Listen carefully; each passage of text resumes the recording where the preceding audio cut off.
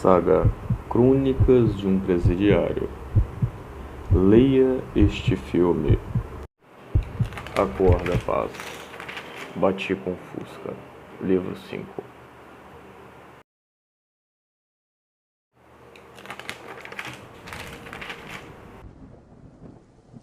Dedicatória.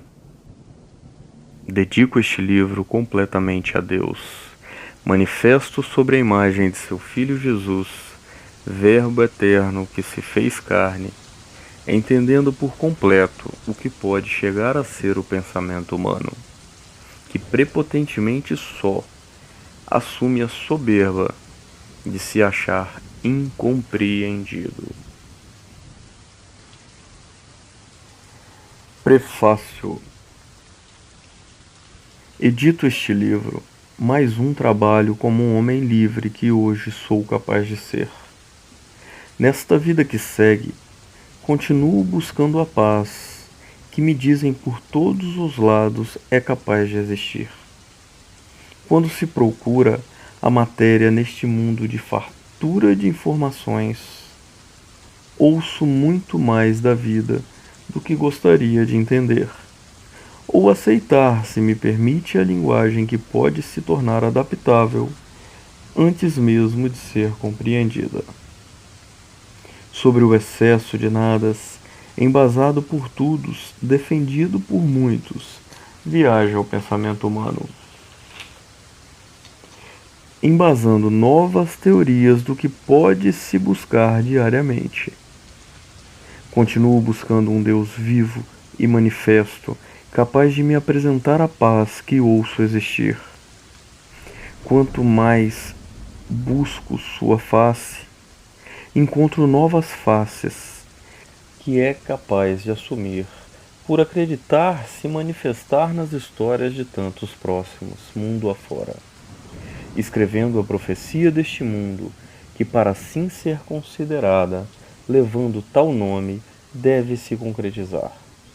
Caso não aconteça, limita-se ao status de conto, bem narrado. Hebreus 4:12. Porque a palavra é viva e eficaz, e mais cortante que a espada de 2 gumes, que penetra até ao ponto de dividir alma e espírito, juntas e medula, e apta para discernir os pensamentos e os propósitos de um coração. Capítulo 1. Páginas de uma vida que acontece. Neste terceiro livro, 1.000.000 de coisas aconteceram desde o primeiro, em busca da porta da frente. Para começar, a porta abriu definitivamente. Reencontrei um mundo capaz de mudar tanto, conseguindo manter-se sempre o mesmo. Encontrar ou reencontrar seu próprio lugar é ainda o maior dos desafios, e adaptar-se um bom conselho. #maçã mordida. Neste novo mundo, onde Apple, Samsung, Motorolas e Nokias disputam espaço nas mãos de tantos zumbis tecnológicos, nada é tão novo que possa ser considerado novo, e o pensamento caminha urbanizado demais, deixando a falta que faz a atenção de um filho. Sem palavras, tento entender um pensamento complexo demais para seu tempo, mas contemporâneo ao sentimento. Saudade, palavra triste, quando se perde um grande amor. Canta o poeta. Dai ouvidos à minha voz de madrugada, mesmo protestando, chora um profeta. Jeremias 11:7. Na balança dos ritmos que encontro em liberdade temporária e reencontro no retorno ao cárcere, de pendrive atualizado, concluo não ser necessário preocupações, pois de justiça se faz justiça, e de exemplos jurisprudenciamos a vida, opina o preso. Hashtag juízes, que somos todos, vivemos criticando o erro, neste tabuleiro de poucos peões e muitos reis, onde bispos e torres são apenas coadjuvantes nesta obra perfeita. Propósitos formam a força motora que me conduziram tantos anos. Quando se tem tempo, a oficina tende a trabalhar a 100 por minuto e torna-se muito importante manter o foco em alguma coisa. A droga estava por toda parte e o espiritual tende a se aflorar como em qualquer porão. Certo dia, quando escrevi a última página, Maçã Mordida, eu estava retornando de uma saída temporária na fase final de um período que havia mudado a minha vida para sempre. Encantado com a vida que poderia existir para aquele que tinha o privilégio de ser apontado como livre, depois de voltar pela primeira vez com as próprias pernas para uma prisão, depois de ter vivido dias incríveis de uma contagem regressiva que não permitiriam fazer 70% do planejado, por possuírem apenas 24 horas um único dia, dos quais quase nunca fechava os olhos por não ter tempo a perder. Percebi viver em outro tempo, outro mundo. Tantos anos fora me permitiram voltar a ser ninguém novamente. Isto seria ótimo. Eu poderia ser quem eu quisesse, onde eu quisesse. Confiança e preocupações. Quando percebi que as dificuldades estavam ficando para trás, me deparei com a realidade de estar quase livre e deveria projetar uma nova vida com as ferramentas que haviam me sobrado. Após tantos anos de cárcere, concluí que restava algo. De repente, a cadeia havia caído. Haviam contas que a justiça fazia envolvendo números como 1/6 e 2/5, que só a justiça e um preso é capaz de entender. A liberdade estaria chegando. Separada por penas longas, mas não perpétuas, unificadas, recorridas e pagas, estava chegando ao fim. Neste momento eu tinha um sonho. 1 milhão de dívidas com Deus adquiridas ao saldo de muitos propósitos, pois em nenhum lugar do mundo se tem mais tempo para estudar a palavra de Deus do que a prisão. E um compromisso. Se Deus me desse liberdade, eu faria valer a pena.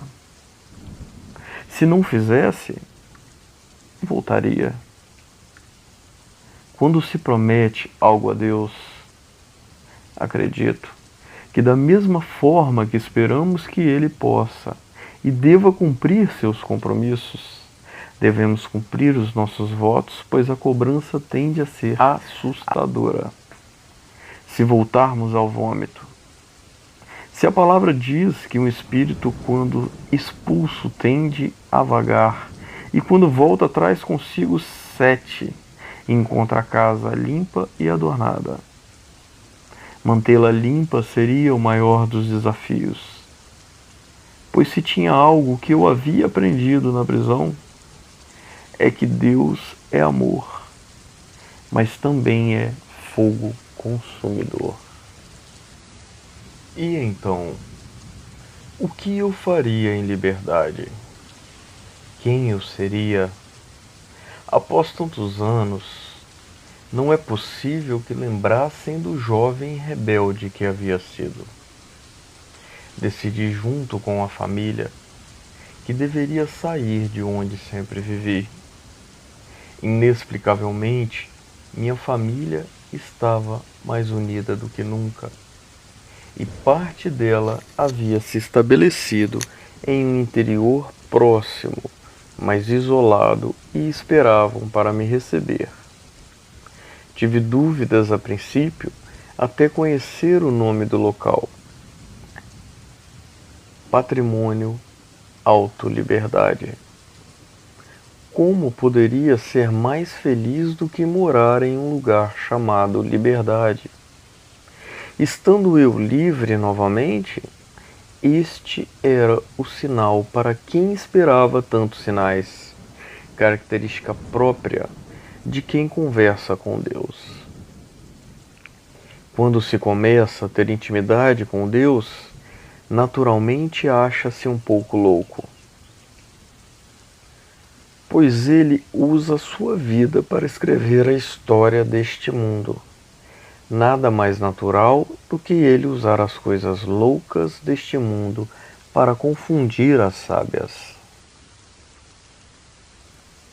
Garagem, uma marca.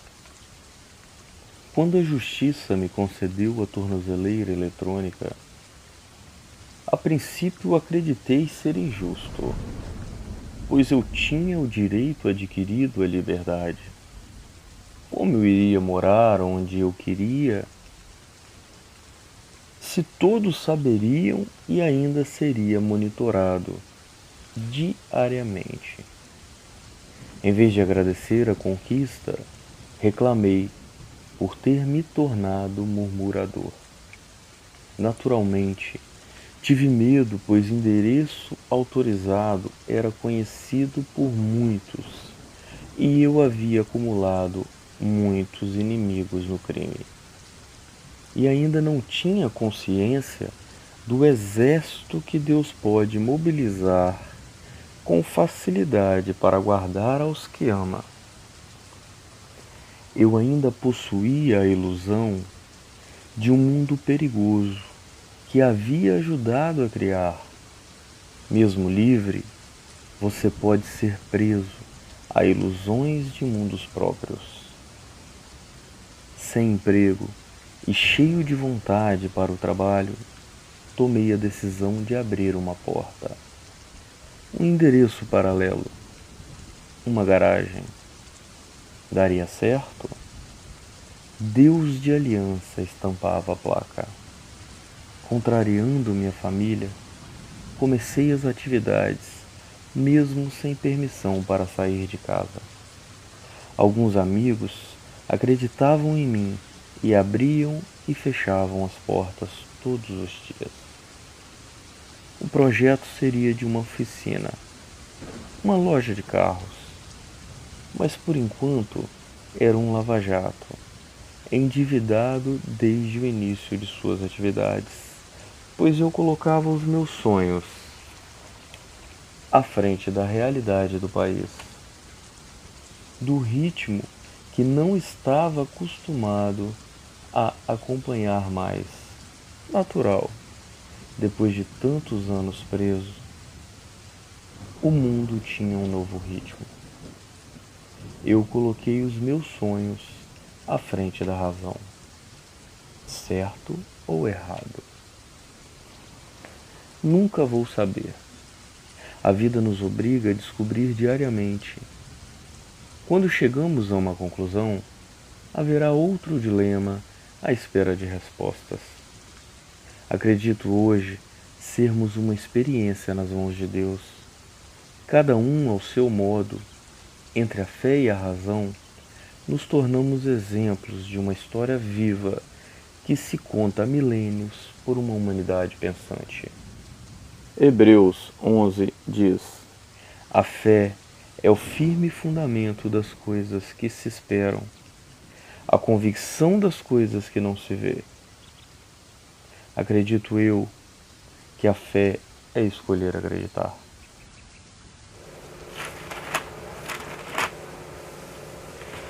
Episódio de hoje: a caminhada não acaba. A resposta branda desvia o furor.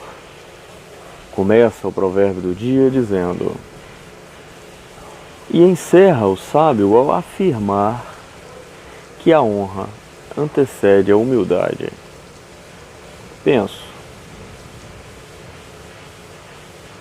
como caminhar humildemente perante as dificuldades do dia a dia? Tentando, vou vivendo, chorando e sofrendo. Rio ao entender que uma madrugada é fria a todos. Se fosse lamentar por todas as vezes que me apagassem uma tela, eu mesmo não teria apagado tantas. Recomeçar é a arte da vida, sou capaz de concluir. Pensava assim, não importa o problema, parceiro, era do esquema, aos 28 anos. Aos 30 deu errado, bati com Fusca, cadeia nele, diziam todos. Monstro, dizia a polícia, empresário do tráfico, os jornais e vascaínos flamenguistas. Conclusão, torcida contra tem em qualquer lugar. Cabe a você medir a intensidade dos seus pensamentos, consequentemente suas atitudes. Ganhar e perder torna-se natural aos 35 anos e decisivo mesmo é a frequência em que tudo acontece. Cuidado, o excesso estraga tudo, dizia meu pai enquanto curava suas ressacas. Entre o tudo ou nada, existem muitos poréns que marcam a vida ou as vidas como obstáculo, e tudo se torna uma decisão enquanto esperamos a oportunidade ou a obrigação de decidir de novo. Curvas ditam o ritmo até a próxima curva, e pontos de parada são fundamentais. O poder de decidir, além de ferramenta, exige de cada um de nós o máximo, enchendo diariamente o prato do erro, esvaziando rapidamente o de acertos, que para sobressaírem necessitam de uma mercadoria cada vez mais cara neste ano de 2019. A força, que tende a se tornar tão cara como a carne, que vem se tornando lembrança na mesa de simples trabalhadores em um país tão rico que nos empobrece exportando o que temos de melhor. Instantaneamente lembro das palavras do meu pai. Ninguém disse que seria fácil, mas sim possível.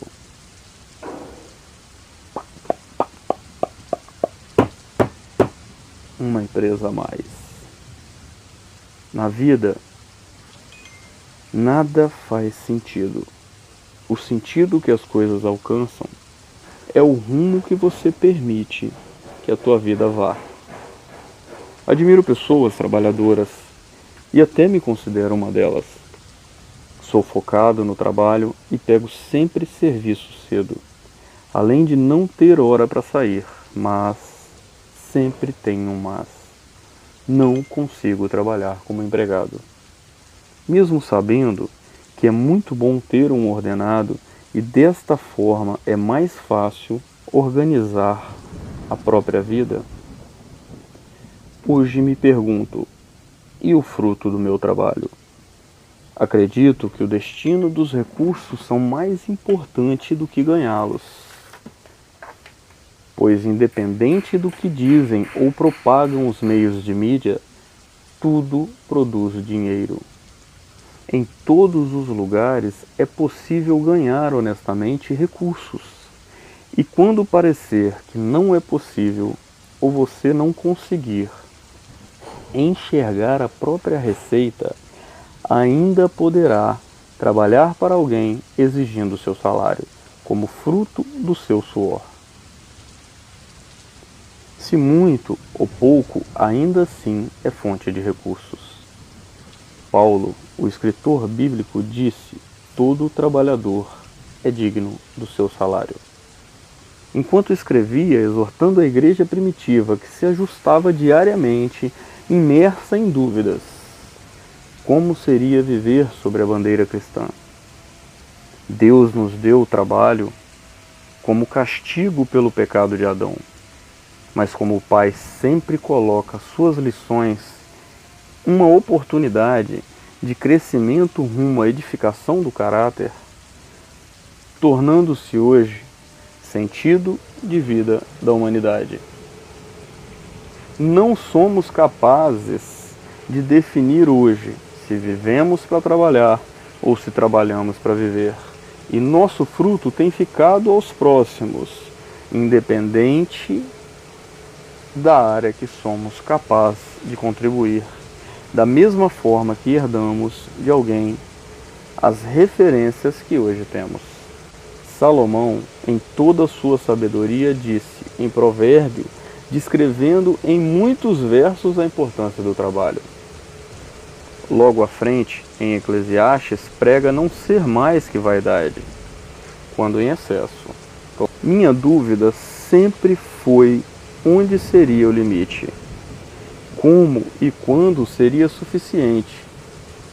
Sou capaz de afirmar ainda ser mais fácil ganhar do que direcionar corretamente para alcançar a paz que somente a satisfação pode guardar. Quando reabri a empresa, depois de tantos anos preso, queria recomeçar exatamente de onde parei. Perdi o controle da minha vida por anos, que não pude produzir por ver minha juventude sendo roubada dia a dia por cadeias que passei. Projetei o máximo que pude, sonhando colocar em prática. Sempre colheremos o que plantamos. A forma de manejo influencia, sem dúvidas, o resultado, mas nunca será capaz de mudar o que se plantou. Capítulo 2. Hashtag vivências. Viver e não ter a vergonha de ser feliz, canta o poeta. A vida é um jogo, diz o esperto. Curta demais, o sonhador. Eterna, o profeta. Eu, vida que segue.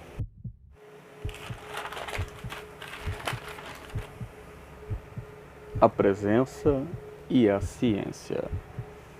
Seria mais ou menos como sentir e ouvir. Se ouve de tudo pelo privilégio de ter ouvidos. Se ouve sobre certo e se ouve sobre errado. Teorias nascem por todos os lados e no fim não sabemos nem o que ouvimos. Tudo torna-se motivo adquirido para basear-se em algo.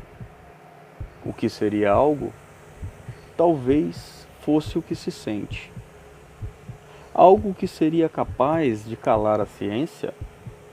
Se a ciência calasse, deixaria de ser ciência, perderia o sentido que a faz contestadora por natureza, ou eficientemente necessária ao entendimento na busca pela paz. Quando se acha a certeza, mercadoria cada vez mais rara ao que busca conhecimento. Buscar nos faz viver. Fecha o livro. Abre-se os olhos ao olhar para frente e analisa a vida. Romanceando. Nada aprisiona mais o homem do que as ideias que se colocam em sua vida. Bip, bip, 23h26 da madrugada, noite ainda. Mais uma noite fria de verão quente. Marcos, enquanto toma sua taça de vinho tinto suave, balança, observando o líquido escarlate bambolear no copo de vidro usado até poucas horas por uma massa de tomate deliciosa. Por que não uma de cristal? Perguntaria Mara, sua metade por hora longe.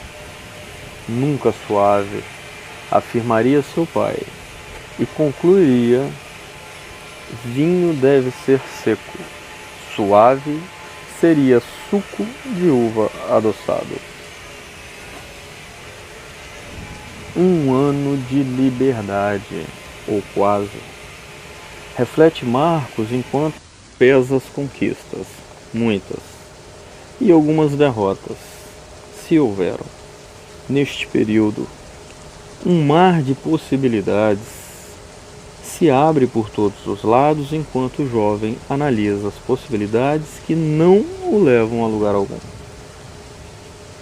Enquanto o mundo desaba em decisões entre guerra e paz, o homem deve desconfiar de tudo para acreditar em algo, disse um filósofo chamado Descartes. A frase ou pensamento martelam a mente de nosso personagem, enquanto oscila entre o rodopiar do líquido vermelho em seu exclusivo copo de massa de tomate, sorve pequenas porções com lábios desconfiados pela falta de prática ao álcool. 8 anos, talvez. Pecado? Afirmaria o pastor. Prudência. Orientaria Paulo, o apóstolo. Toca o telefone, derrubando imediatamente o devaneio de reflexão do nosso personagem. Alô? Onde está? Todos perguntam por você. Longe. Para com isso. Você tem compromissos com a editora. Mara, sua esposa, não me dá informações sobre você e você não me atende mais. O que faço?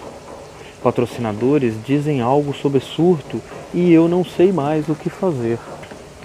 Não quero mais. O quê? O que não quer mais? Me faça entender, por favor. Palestrar, pregar, público, seja lá como você descreve. Não quero mais ser alguém que tinha que provar ao mundo algo. Tudo que eu buscava provar a mim mesmo foi feito. Meus pensamentos criaram vida. Já tem seu próprio destino. Quero voltar a ser ninguém.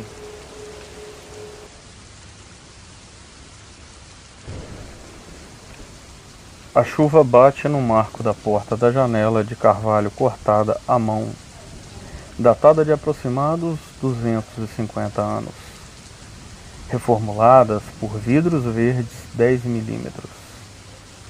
Um toque de modernidade bem característico do reconhecido com gosto de Mara. Esposa de Marcos, um escritor reconhecido pelo público e odiado por muitos. A água que se acumula no marco da janela desce com força, demonstrando a intensidade do mau tempo, em todos os sentidos.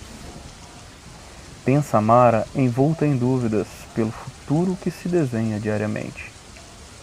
Todos os anos, ano a ano, ela abriu mão de quem poderia ser, para apoiar o marido que teria sido um monstro, bandido, para uma sociedade inteira.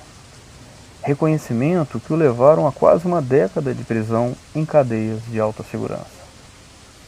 Nunca desisti dele, reflete.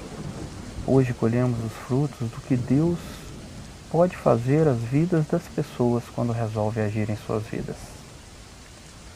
Enquanto Marcos projetava o que faria enquanto em liberdade, Mara cuidava da família, aguardando o marido, administrava os problemas e torcia pela recuperação do amado.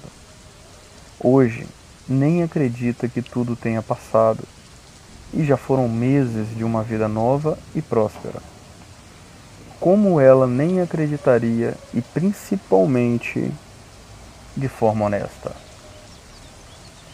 Tudo que o marido escrevia viralizava e o público no início modesto compravam, apoiavam, impulsionavam. Agora ele vem com essa de não quero mais? Nunca consigo entendê-lo. O que eu faço? Imagino todos os dias como as pessoas acreditam quando ouvem as palavras de alguém que fez tudo errado e que agora daria tudo certo. Dom, diria minha sogra. Perseverança, talvez esforço, diria meu pai. Marketing. Exalta o empolgado editor que enche o bolso de dinheiro. A verdade, somente a verdade, diz ele. Eu acho que existem muitos errando por aí. Enquanto tentam acertar, poucos têm a coragem de expor suas experiências. E ele coloca Deus na frente. Deve ser isso.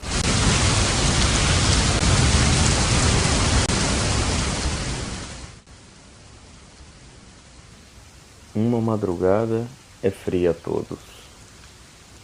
Enquanto Obed Jonas senta sem sono, observando a chuva escorrer pelo buraco na parede de uma cela de prisão, analisa a frase escrita na parede, suja de um ambiente tão pequeno.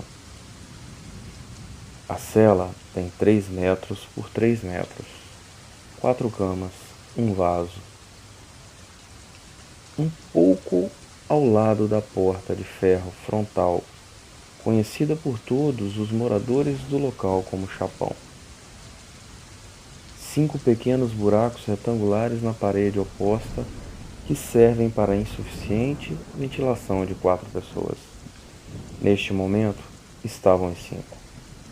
Um havia ganhado benefício à progressão de regime semiaberto na noite anterior.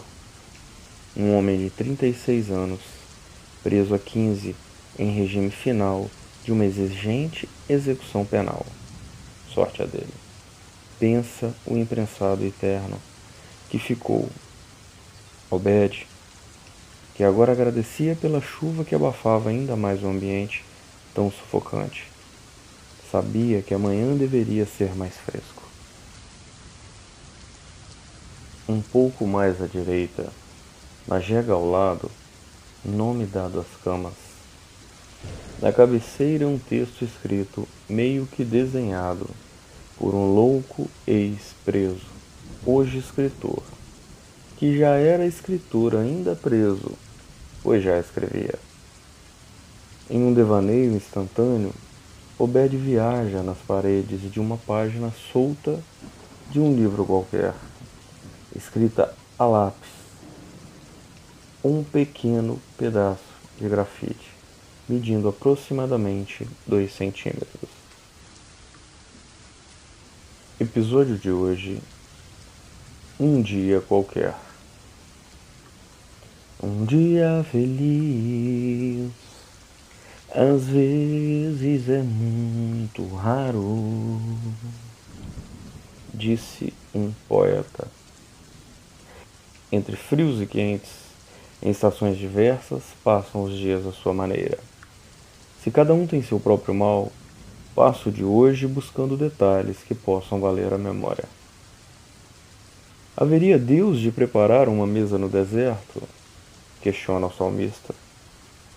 Começa um novo dia após uma noite longa e fria. O consenso dos 10 está formado. Retorna mais um guerreiro com força suficiente para apagar a realidade. Ver a Copa do Mundo na cadeia. Ah! Abre de novo para ver se eu volto. Porta. Revoltado chora um companheiro. Calma, meu filho. Apaziguam o irmão. Abre-se o provérbio do dia.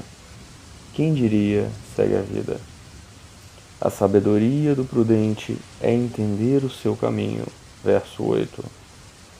Falar é complicado. Quero uma canção. Volta a música, o poeta. A ira cega os olhos e acelera o coração. Reflito. Pelo menos, solta o sol, que hoje eu tô com a 10 e a zaga é forte e nova. Página 72, livro 3.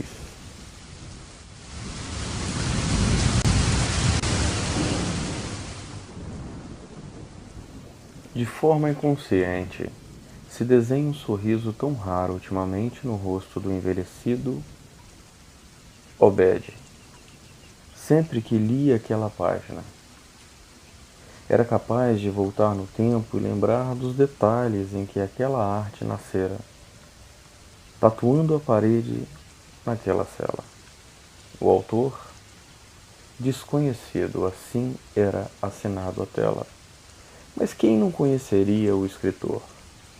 Como era conhecido no sistema prisional, Marcos, de apelido oficial Paraguai, por ser narcotraficante aos olhos investigativos do marketing policial, capaz de transformar pessoas comuns em artistas de 15 minutos e décadas de prisão, que um sistema viciado e corrupto jurisprudenciava dia após dia, em busca de promoções que alimentavam o sonho político de tantos policiais, que formavam verdadeiras quadrilhas dentro das chefaturas deste Estado, se autopromovendo, encerrando sua vida como futuros deputados. Alguns subiam ao degrau de senadores, com o apoio de jornalistas que os promoviam. As histórias, muitas vezes o enredo dramático da mesmice de um Estado que só pensava em matar, produzindo números, estes reais, capazes de alarmar qualquer cidadão de bem em qualquer lugar do mundo.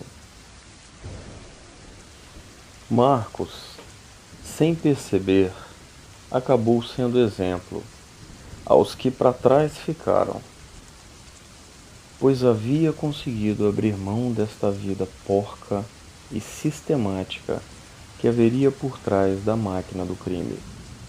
E quando digo máquina, seria um monstro alimentado por dois lados, bandidos e polícia. Ou como diria o famoso autor russo, tão lido por Marcos, Crime e Castigo, Dostoiévski. Ele havia conseguido se tornar um também autor, reconhecido por tantos que, mesmo sem acesso aos livros, pela precariedade da literatura na cadeia, era lido em muitas paredes das centenas de celas que passara em 12 transferências carcerárias durante quase uma década, que fez parte do sistema. Alguns diziam que a justiça o expulsou por não mais suportar tantos problemas causados por ele. Sempre contestador, lutava por algo. Quando não tinha motivos, se lançava ao futebol. Única diversão do preso. Hoje, inúmeras notícias chegam durante as visitas de todos trazido pela família. Uma delas seria que um desembargador havia lido um de seus livros, apreendido em uma cela e lhe dado a oportunidade de viver o que escrevera. Eu realmente não sei como anda a vida daquele 22, irrecuperável, mas aguardo a oportunidade de também reescrever a minha nova história em liberdade, como tantos, um a um, temos nossos próprios problemas e histórias tristes por todas as partes. Acho que é assim que nos tornamos alguém, mesmo sendo ninguém, ou mais ninguém, neste mundo afora.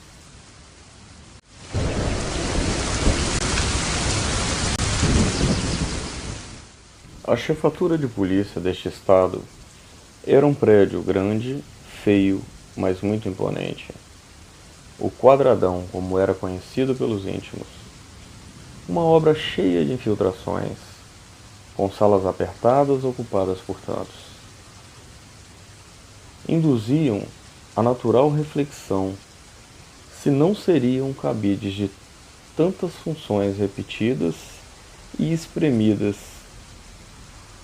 em mais uma das centenas de prédios públicos que abrigariam tantas delegacias, células e núcleos investigativos. Haviam policiais por toda parte ao ponto de nem serem mais reconhecidos em meio a tantos novos rostos, que se multiplicavam a cada eleição, afirmava John Will, um gordinho e emburrado, muito inteligente, que gostava de se apresentar com a imagem de um policial à moda antiga, com métodos herdados por um pai policial, um avô policial e duas irmãs policiais. Uma verdadeira dinastia investigativa que lhe davam tanto orgulho. John agora arrumava a segunda prateleira de sua estante, patrimônio do Estado, que neste momento era alvo de mais uma investida de uma insistente goteira. Pensava, salvar as fotos de família que decoravam o decadente escritório, orgulhosamente ostentado por ele, que nem por um minuto almejava os luxuosos gabinetes habitados por tantos familiares no palácio do governador. Prêmio ofertado aos que agradavam Vossa Excelência. Tais escritórios corrompem os bons costumes e vazam informações, atrapalhando a essência do trabalho investigativo, dizia sempre John Will. John contava com um seleto grupo de policiais odiados por toda uma corporação, por terem feito durante anos parte da polícia, a corregedoria, tão temida por todos. Agora, John Will e sua odiada equipe estavam escondidos sobre uma pilha de papéis comparados às pirâmides empoeiradas do Egito. Cuidavam de casos esquecidos e sem solução há décadas, como provas destruídas pelo tempo, em sua maioria prescritas. Mandaram a gente para cá por causa da investigação do Playboy. Eu avisei para não mexer com aquela gente. Reclamava sempre o fiel e mais preparado braço de John, o escrivão Rabi, um jovem de 30 anos com cabelos brancos desde os 20. Rabi tinha faro para o futuro. Dizia que aprendeu a lidar com o porvir lendo livros de um autor de nome Pietro Baldi, que havia previsto até o dia de sua morte. O escrivão era reconhecido por toda a sua equipe como bom profissional, mas com uma pequena pedra de tropeço. Boemia, ai que de tem de regresso.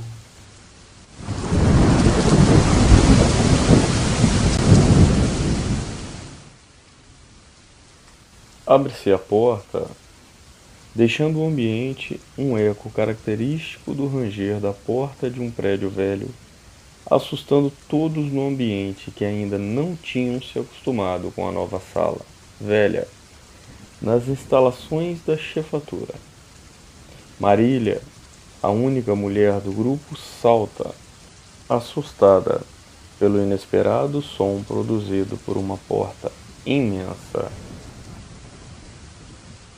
Marília integra a equipe do delegado John há 10 anos, ajudando em tantas missões de difíceis investigações, desmantelando cartéis bem organizados e cruéis, que estar dentro de uma repartição empoeirada e com tantas burocracias lhe davam a impressão de ter terminado sua profissão.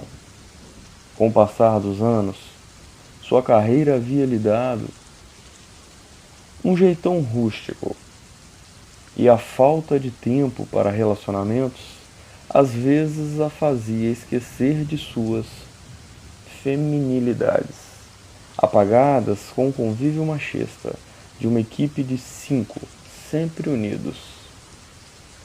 Ou como diziam, os 5 elementos. Desde o primeiro dia na equipe, quando fora indicada por um primo, juiz para integrar o recém-formado grupo de repressão ao crime organizado, que se auto-intitulava Núcleo Independente de Segurança, formado pelo governador da época, e os considerava seu braço pessoal. Altamente reservado para que não pudesse contar com o vazamento de informação tão comum ao investigar pessoas influentes que na época tomavam conta do Estado. Marília e sua equipe, sob o comando do delegado John Will, haviam prendido grandes traficantes, grupos de extermínio e até um senador, até esbarrarem no filho de outro. Parecia que naquele país, uns poderiam ser considerados bandidos, outros somente mafiosos. Sua mãe diria que problemas apareciam sempre na troca de comando, quando mudavam também os interesses dos novos mocinhos eleitos e reeleitos, ou até que caíssem por seus tropeços, quando se embriagavam no dinheiro e poder que herdavam da população ocupada demais com seus boletos para pagar. No fim de tudo, era tudo política, ou politicagem, como gostava de dizer. Não me tratem diferente por ser mulher. Foi a única frase que lembra de ter dito naquela reunião de apresentação do grupo há 10 anos. Hoje, com o susto da simples porta aberta, não tiravam os olhos de quem seria um novo integrante. De uma equipe espalhada que tentava se refazer após o incidente investigativo com o filho do senador, um dos integrantes fora parar na divisa do país, em meio a índios e mosquitos. Ela até ontem estava na segurança particular da mãe idosa de um promotor aposentado, designada pelo próprio governador atual, que ainda deu oportunidade de escolha: índios ou babá. Vocês precisam de limites, disse ele. Aquele episódio havia ensinado a Marina que nem tudo o que se investiga pode ser colocado em relatórios e informações podem ser guardadas apenas como informações. Ela havia feito o relatório parcial sobre o informante que havia sido amante do playboy, filho senador, que presidia o Senado na data em questão. O rapaz, altamente revoltado com o ex, soltava como metralhadora os segredos mais sombrios da maior organização criminosa do país, com participação do jovem laranja do pai, que havia migrado a atividade de tráfico de drogas para as atividades de medo e poder que controlava o país. Os resultados daquele relatório teria vazado e sido catastrófico para toda a equipe. Seu líder delegado John Will teria sido obrigado a se aposentar, e os outros espalhados em uma campanha de anulação profissional a todos os envolvidos na investigação, até aquele momento, quando inesperadamente haviam recebido o convite de comparecer àquela sala nova velha, como sede da nova equipe contra a lei de sei lá o que havia sido montada sem saber por quem, para quem ou por que estariam ali, até reconhecer quem passaria por aquela porta. Senador Kevin Marino. O silêncio predominava na sala até ser quebrado pela voz grave do homem de 1,95 m e ombros largos, característicos de um ex-atleta. O homem que havia sido presidente do Senado por 2 mandatos e muitas conexões que lhe garantiam o poder ímpar em um país tão corrupto. O mesmo homem que havia separado aquela equipe e aposentado seu líder. Hoje estavam presencialmente mais perto de todos eles como nunca antes. E ainda mais estranho seria a união inesperada dos 5 elementos naquela sala por mais uma vez depois de tantos anos. E possivelmente o mesmo homem que seria responsável por sua separação os uniu. Boa noite, senhores. Espero que estejam todos bem acomodados.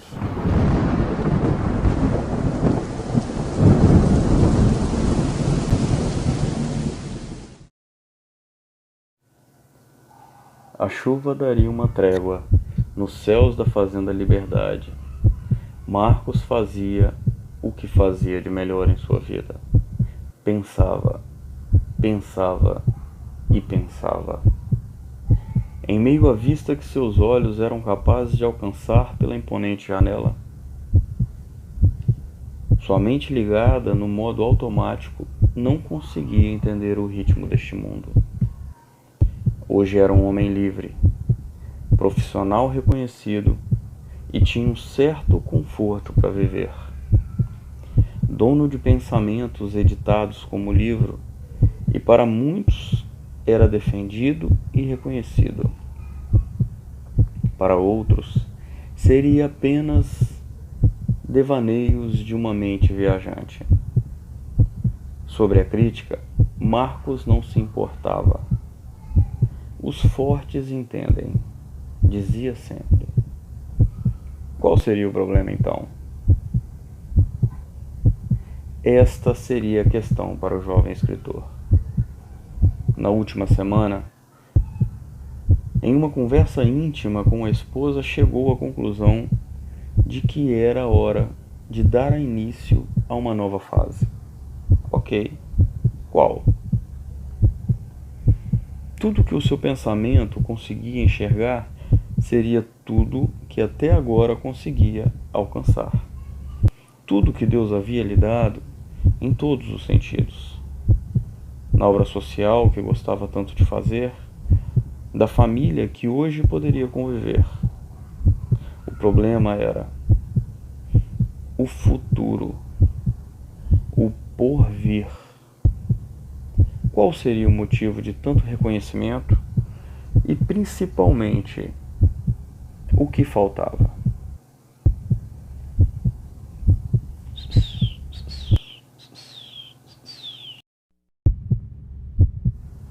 Marta estava sentada ao celular. Respondia mensagens do mundo exterior. No início seria mágico morar em um lugar como aquele. Um refúgio, uma fazenda à beira-mar paradisíaca, produtiva e bem decorada. No fim, o paraíso era longe, produzir diariamente exigia muito cuidado e manutenção, e a decoração tão linda se tornaria desconhecida pela falta de espectadores. Nem de longe seria a realização dos seus sonhos, tão bem projetados para serem vividos em liberdade. Marta não sabia entender, mas ele havia saído para o mundo depois de tantos anos, com muitas cicatrizes. Não que ele fosse uma pessoa má, mas hoje seria apenas outra pessoa. Se ela gostaria mais ou menos da nova versão, ainda não conseguia concluir. Mas de uma coisa tinha certeza absoluta. A distância havia se estabelecido. Toca o telefone enquanto respondia suas mensagens. O visor marcava o nome. José era editor. Marta analisava se atenderia ou não, quando resolveu. Alô? Marta, o que eu faço? As pessoas estão me cobrando respostas. Disparava rapidamente as palavras José, o editor. A mulher não suportava a voz acelerada do homem, mas era obrigada a admitir o bom profissional que era. Ele havia se dedicado muito à carreira de seu marido. Muitas vezes ela achava que ele era muito focado ao lucro, e isto seria o motivo de desentendimentos constantes. Hoje também reconhecia que isso havia trazido rapidamente conforto para ambas as partes. Agora ele estava ao outro lado da linha, exigindo explicações da pessoa mais incapaz de dá-las neste momento. Seria uma palestra que ele iria ministrar em uma faculdade de direito. Por Deus, seu marido entende isso? Direito penal por um apenado. Seria o tema, talvez a 8ª cancelada, somente este mês. Essas palestras ajudavam muito na venda dos livros e, devido à tecnologia que garantia a todos hoje em dia ter uma câmera sempre às mãos, rendiam boas discussões e dilemas sobre o assunto que muitas vezes recebiam respostas polêmicas e documentadas, logo postadas, que viralizavam com rapidez. Não sei o que te responder, José.